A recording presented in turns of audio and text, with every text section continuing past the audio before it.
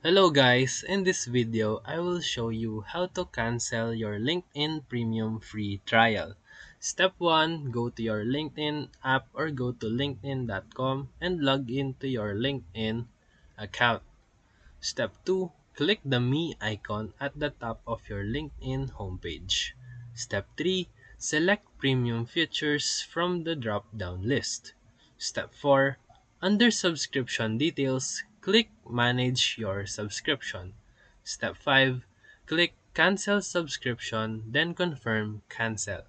Step 6, you will retain access to Premium until the end of your current billing or trial period. Step 7.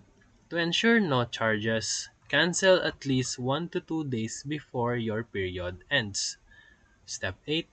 Optionally, set a calendar reminder for day 20 of your 30-day trial to cancel early as much as possible. And step 9. For mobile app users on iOS or Android, cancel via the App Store if purchased through App Store.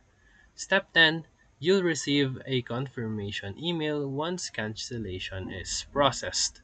If this video helped you, feel free to like and subscribe for more quick tutorial videos. Thank you for watching.